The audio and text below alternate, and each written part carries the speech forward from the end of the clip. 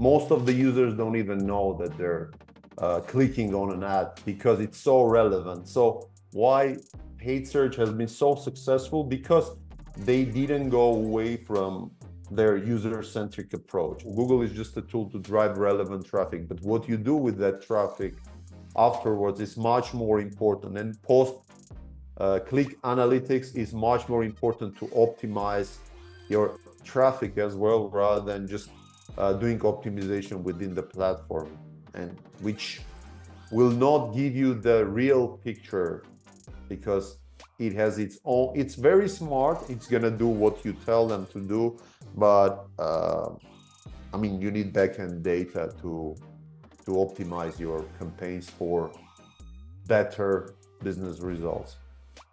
Absolutely. And for educational institutions, that's where DreamApply comes in, because they can get very specific data in terms of applicant behavior, in terms of where there are hurdles, and go ahead and optimize what needs to be optimized. Hello and welcome to EdTech and Pancakes. My name is Razmik Sargsyan, and today my special guest is Ara Harutyunyan. He's one of the co-founders of Ardos Media, which is a digital marketing agency specializing specifically on paid search and performance marketing. So we're going to talk about this field of digital marketing in general and for educational institutions in particular. Ara, thank you so much for making time for this and welcome to the show. Thank you. Thank you for having me here. Please give us a bit of an introduction about your journey and Ardos Media. You guys have been phenomenally successful, and I respect you for having come up with a very specific niche and developing deep knowledge within that. I think that's what you are most known for, but please share a little bit how Ardos Media came to be. So the journey started in 2020 when I co-founded Ardos Media with my business partner, who has been in the industry for more than 10 years. He's already 13 years within the industry. So as you said, we decided to go with singular focus on paid search, then complemented our services with analytics because we're in performance marketing, and tracking and analytics in general is what people pay for our services for. So generally, it's not for just paid search, but it's about the data analysis and the changes that we make based on the data that we gather. So this is the essence of our service, though, yeah, we position ourselves as paid search agency and analytics. So we started on Upwork, doing like hourly work. Then in 6 months, we've made a shift to more productized type of service. And our first hire was in 2022, I guess. By that time, we were only 2 co-founders. Now we're a team of 7 people. We have specialists that are very good with e-com accounts, and we have specialists that are good with lead gen type of accounts. We have 2 types of clients: direct clients that we cooperate directly, and white label. It's a special, let's say, product that we develop to work with agencies that do not have paid search as their main competency. We have many good partnerships, like strong in paid social, SEO, web development, or programmatic, and they hire us to complement their services and add to bottom line with paid search. Because anyway, most of the businesses include paid search as a service within their marketing mix, let's say. So we're a team of 7 people now, located in Armenia, working with people from abroad, starting from Australia and ending with the US. Yeah, mostly English-speaking countries. Yeah, and it's a very interesting structure of agency that you have. And paid search is one of my favorite areas of marketing. And you've also mentioned analytics. One of the things we like to say often at DreamApply is what gets measured gets managed. And that is also the value of our product, which is an admissions management CRM for educational institutions. But let's go from general to specific. I Sure. presume most of our listeners are familiar with paid search and its specificities, but for someone who's not, give us a brief introduction of what paid search is and what is the value of that for businesses in 2024. Yeah, it has been always dominant and unique because it's search intent. I mean, it's not interruptive marketing. So people is looking for some kind of product or service, and you show it something relevant to him. So most of the users don't even know that they're clicking on an ad because it's so relevant. So why paid search has been so successful? Because they didn't go away from their user-centric approach. So if people is searching for a product or service they need, and they see something very, very relevant, they're going to go for it. And if you're promoting something good that adds value to people's life, it's a good industry to be in. Speaking about how it all started, I mean, it all started with a lot of manual work, but the topic of quality score and being relevant, having that link between search query, ad copy, landing page, I mean, having that link it has been phenomenal since 2010, I guess, when paid search started developing. Yeah, at the beginning there was not much technology involved. Even there were times there where people were sitting in Google and giving quality scores for specific keyword, comparing the ad and the landing page. But now it's all about machine that does it all, and there's a lot of machine learning and AI involved even before introduction of virtual assistants. I mean, ChatGPT, Bard, Jasper, you name them. But even before that, there were a lot of AI involved. Yeah. So, I mean, every standard business for sure now incorporates a part of their marketing mix in paid search, but it's a matter of how important or how much stress and budget you put through that. So if we want to answer your question, what is paid search? It's a type of advertising which is search query intent, and for the businesses, it gives you an opportunity to calculate your economics, let's say unit economics, based on what you've spent and what you've got.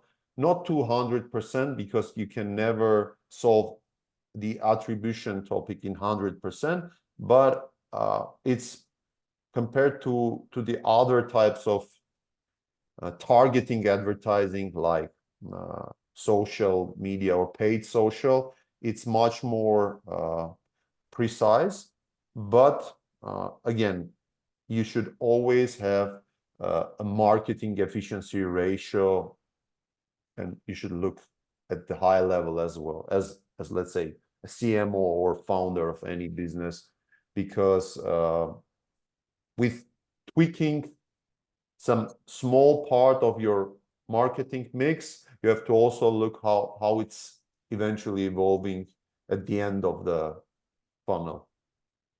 That's beautifully described, and that's the value of paid search for me as well. And like you've mentioned, if somebody is just scrolling on LinkedIn or Instagram, just to get them to move the platform and then take an action and convert is so much harder versus if you tap into an intent that you can observe based on the keywords that they search for, and then you can create content that meaningfully serves them and is personalized to what they're searching for.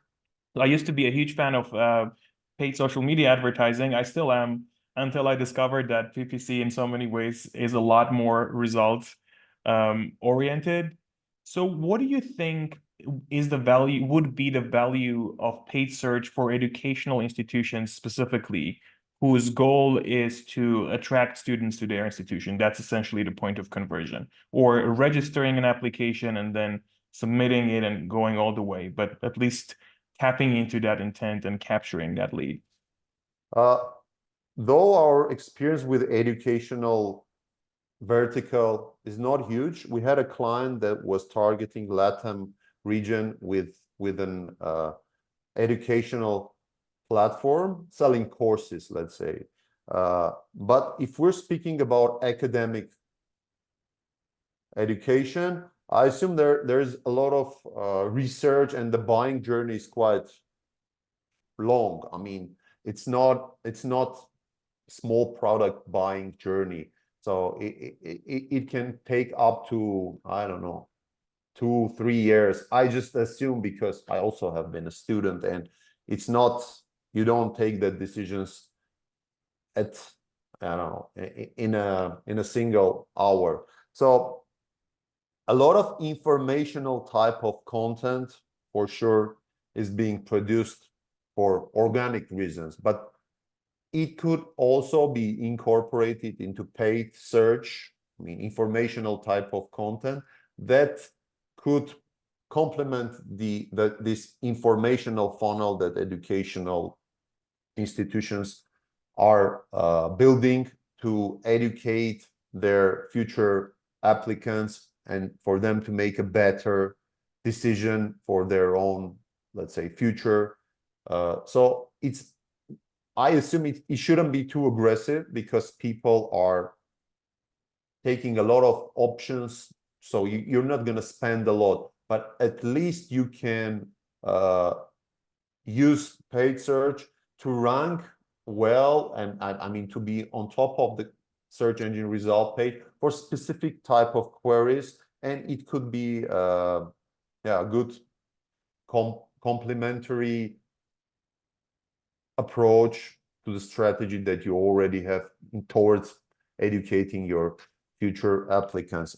And in terms of awareness, YouTube is doing a lot better than previously. So it's the second search engine in the world. Yes. So people, okay, their queries are a lot different, but there are a lot of ways to advertise within Google. I mean, the same way as you choose keywords in the search engine platform, you can choose specific placements. Let's say your podcast is going to be visible in YouTube. Your channel is among educational vertical, right? So people that are interested in education. So these kind of placements can be targeted with universities, or the ones that are speaking about admissions, or anything that could be related to scholarships, anything.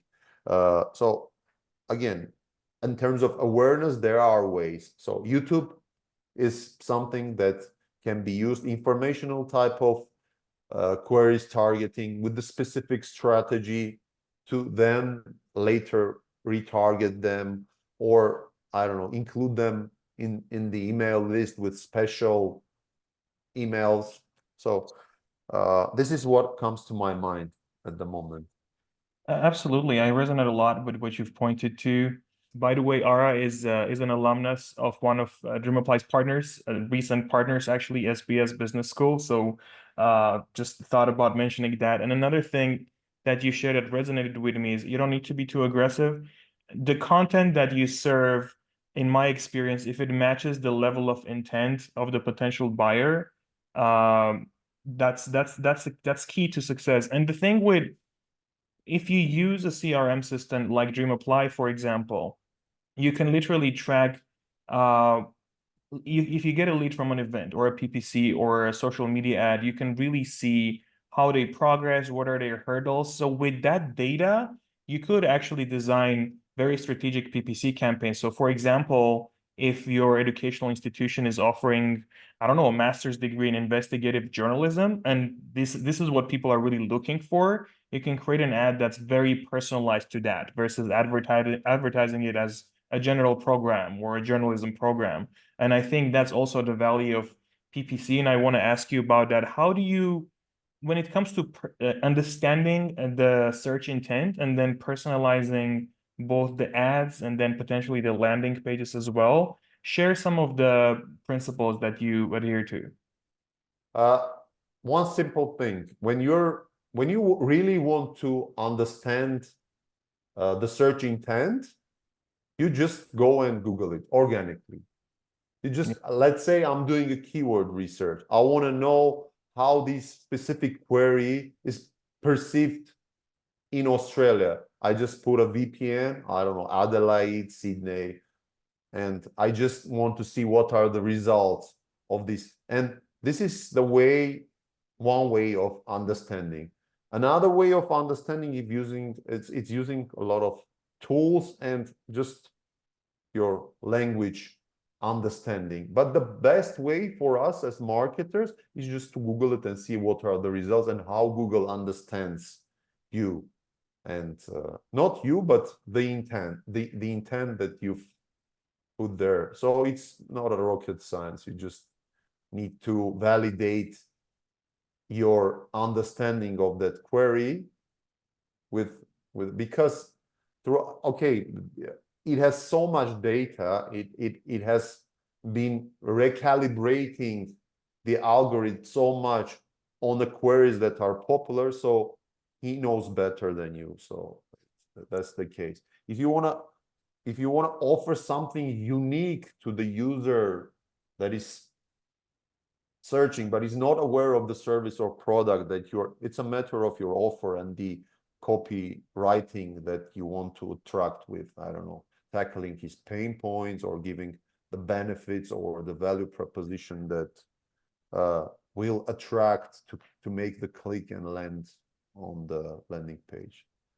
In terms of personalization, one thing that has worked in my experience, depending on the product, but if the product has so many aspects and there are people searching for those aspects, if you segment those audiences and these queries and then create ads that match that specific one instead of a generic description of a product, that seems to increase the click-through rate. Because I don't know, as an example, if I'm looking for a mountain bike and I search for it and the 4 ads are about bikes in general and one is about a mountain bike, I'm going to be so much more inclined to click on that. So is that something that you guys work a lot with in terms of segmenting the keywords and personalizing copies?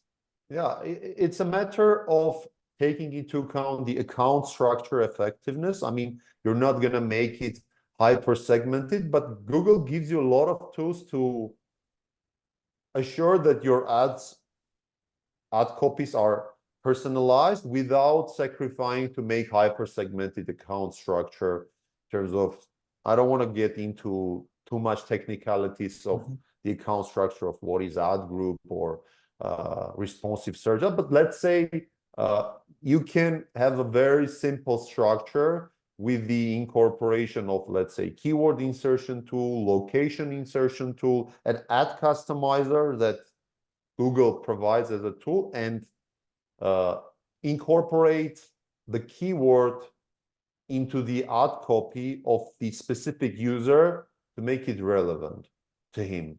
Or if it's some business that is local and the location insertion within the ad is going to increase the relevance, why not do that? If we're speaking about, I don't know, medical vertical, and I don't know, we have been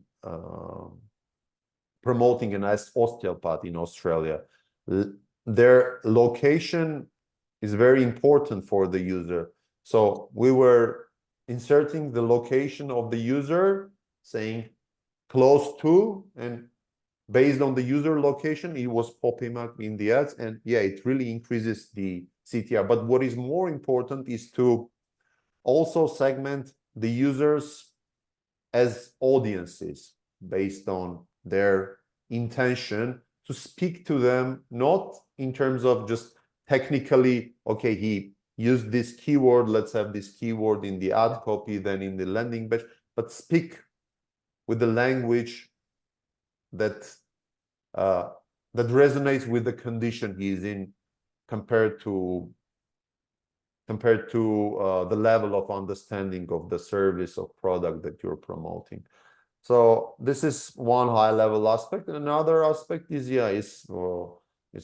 it's much more important what happens after the click. Okay, we're speaking about platform. It's just an advertising platform, but every business ownerships are their websites, their landing pages, their product pages, and it should resonate with the type of, it's just a tool. Google is just a tool to drive relevant traffic, but what you do with that traffic afterwards is much more important. And post click analytics is much more important to optimize your traffic as well, rather than just doing optimization within the platform, and which will not give you the real picture, because it has its own, it's very smart, it's gonna do what you tell them to do, but I mean, you need backend data to optimize your campaigns for better business results. Absolutely. And for educational institutions, that's where Dreamaply comes in, because they can get very specific data in terms of applicant behavior, in terms of where there are hurdles, and go ahead and optimize what needs to be optimized. But you've mentioned something that triggered another question for me. And again, data is king, Quint, whatever you want to refer to. But what do you think about the value of the data that comes from paid search for both other areas of digital marketing, but also potentially for business development in general, because paid search is a way to quickly get a lot of data in terms of what people resonate with and what they don't? In terms of market research, you can validate a lot of small ideas. I mean, even using Keyword Planner, looking at the number of monthly searches, you can get rolling 12-month data broken down by month if something is people search for. There are a lot of new ideas that cannot be validated. I don't know, startup ideas that people are not aware of. But if you know that your potential users are using specific type of queries to find the solution of the problem that your product, potential product that people are not aware of will search, it could be a potential, let's say, business validation or volume validation way. One good thing to validate, I mean, if there is a high competition in any vertical, you'll get that knowledge pretty quick, even without spending, just from Google Planner. And you can understand that it's an industry to be in, because if there is no competition, it means there are no margins, there are no business that backs up that traffic, and even the, I don't know, the industries that we think don't exist, they indeed exist, and they spend a lot of money, and there's huge competition. And the differences of the businesses is just how much they can afford to pay to acquire that one customer, and how long that one customer will stay with them, because acquiring customers are becoming more and more expensive. I mean, it's never gets, it's all about your retention rates and how long they stay with you as a customer. So the more they stay with you, the more you can pay to acquire that first customer, which is becoming extremely expensive to acquire. I agree. Wonderfully described. I resonate with everything that you've shared with. If we pretend that you are managing a search campaign or a whole strategy for, let's say, a university that is offering master's programs and bachelor's programs or online programs, what are some of the metrics that would be most meaningful for you to look at? The most meaningful metrics in the end of the day are the end business, or let's say end academic or educational institutions and metrics in terms of unit economics. I'm not speaking about, I mean, monetary wise. And it should be reverse engineered when you start building a strategy. You shouldn't start from clicks or impressions. You should, first of all, get an understanding, okay, how much is this product worth? For you to understand how much you can afford to pay for a lead, then what is the closure rate? So that chain of different metrics which start with impression, click, conversion rate, closure rate on your end as a educational institution, and the life cycle that covers it are going to help you to build that performance marketing strategy in terms of unit economics and make a decision on putting a budget towards that channel. So it's all about how much revenue the educational institution is going to make, and reverse engineer from there, considering closure rates, historical conversion rates, or at least simulate to have some, let's say, basis on starting driving traffic and optimizing afterwards. So basically, the most important thing is the end goal. I mean, for educational institution is one thing, but I can say for standard businesses, and I assume you're in lead generation business, you're not selling anything online, it's not e-commerce business, you don't have any monetary values that are being, there are no transactions online. So working with lead, it all comes to what you mentioned with DreamApply and moving that users through the funnel through different ways. I mean, it can be email, it can be phone call, it can be an interview, it doesn't matter, but you should have that offline data for you to be able to compel a proper strategy, because if you don't take into account the offline world, your strategy will not reflect your end goals within your Google Ads. You might not bid enough, you might not concentrate enough on the type of stuff that you need to concentrate. So it's all about speaking to the business and understanding the end goals, and Google Ads is just a tool to drive relevant traffic. Beautiful. That's so important what you just mentioned. If you don't have an awareness of how much revenue you're making per product, and therefore how much money you're willing to spend to acquire a lead and then a customer, the reverse engineering is so important, because often the problem may be you're not spending enough money. But if you don't have, and this is, I think, where the productivity of how marketing and sales teams work together is so important. And this is why tools like DreamApply close that gap, and CRM systems in general. So I really appreciate you pointing to that. Maybe a few more questions. The whole logic of searching for information and finding it is changing so quickly. You've mentioned some It is. AI tools like ChatGPT. Does that worry you as a paid search expert? Do you feel like AI is going to take over that whole process altogether? Or are you in the group of marketers that actually are more hopeful because AI is also giving you tools to tap into the search intent and become even more productive for businesses? So share your general thoughts about all these trends and how does this relate to paid search? I guess this is a topic that should be divided into subtopics. One of them is the threat of some specialists towards some specialization that might, let's say, that AI might take away some labor from. I would say there's a saying that about marketing that you're not going to lose your job to AI, you're going to lose your job to a marketer that Who's uses using AI. it? Yes.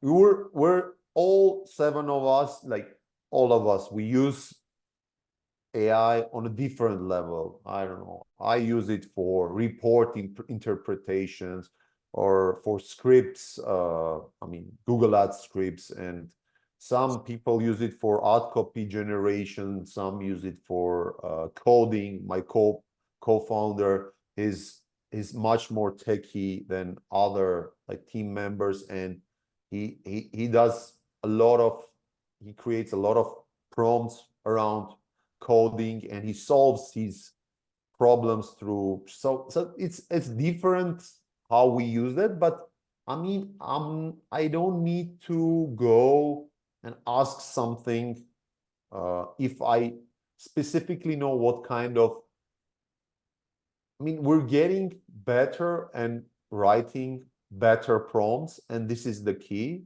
I mean, the requests that we make with the inputs that AI can use, I mean, it's becoming better and better. This is a threat for search engines, because before AI platforms, I mean, like ChatGPT, Jasper, and the rest were not existing, people were putting that queries, not that specific, but into search engine, and they were hoping to get some information through search engine. But right now, a lot of type of queries, they have moved to informational type of query, they've moved to AI. So yeah, and generative AI results are already in place in the US. I mean, if you search in the US, you'll have a mix of generative AI results, SEO results, and some ads incorporated into it.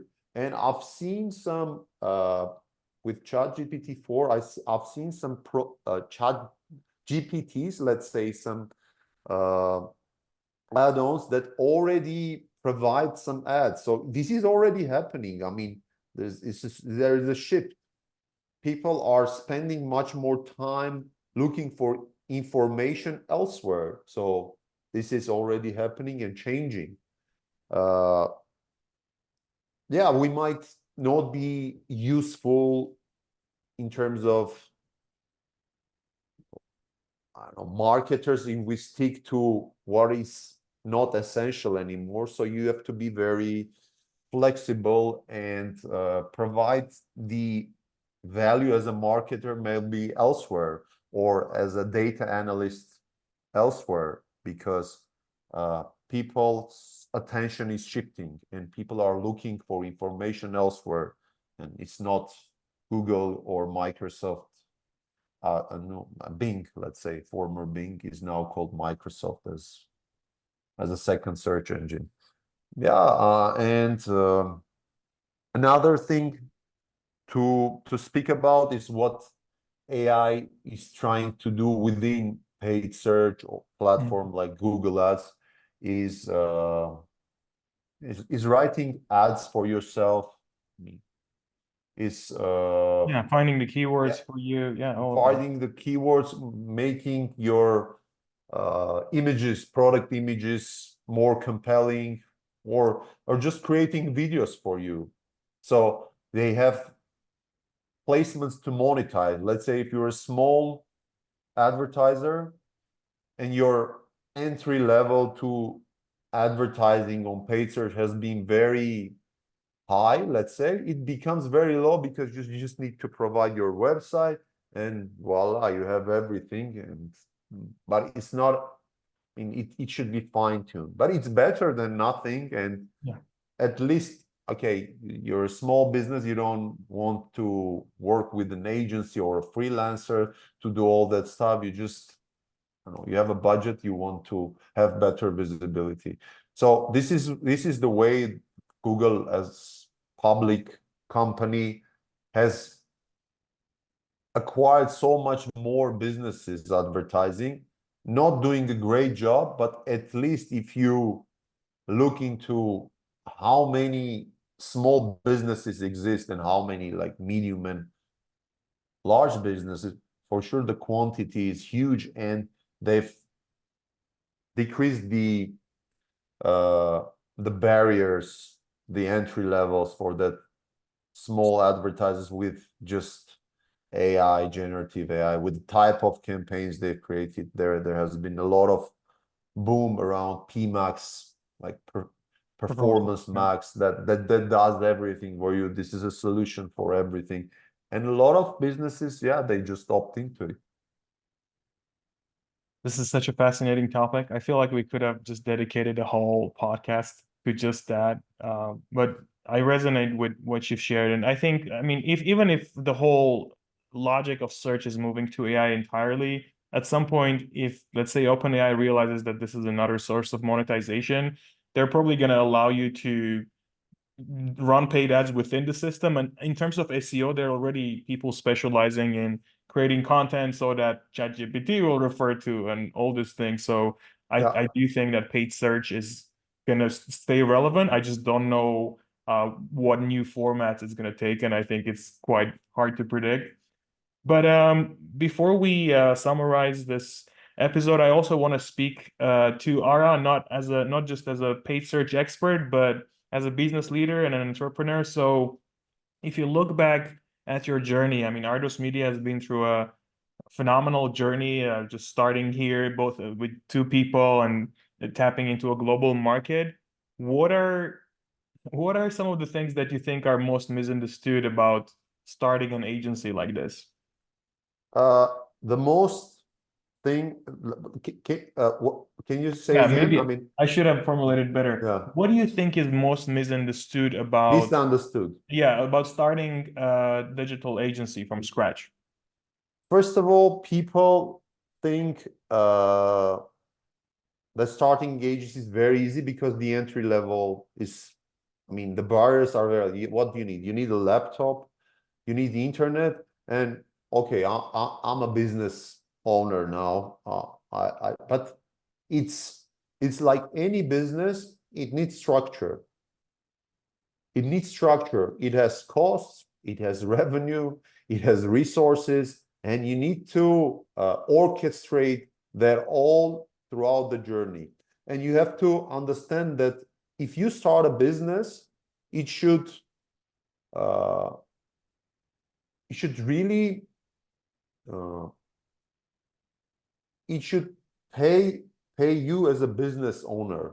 I mean, if it's not paying you as a business owner in terms of the lifestyle, in terms of the people that you work with, both internally and externally, I mean, the type of the clients that you work with, the type of people that you hire as teammates, and you spend time with them, some days up to 12, 13 hours.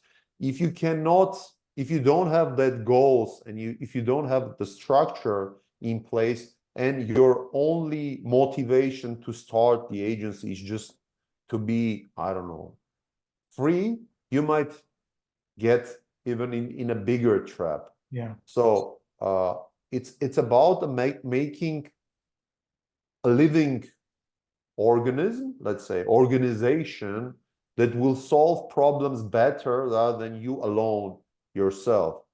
And it's like building any organization. It doesn't matter if it's an agent. Service organization has its specifics because we're in labor selling market.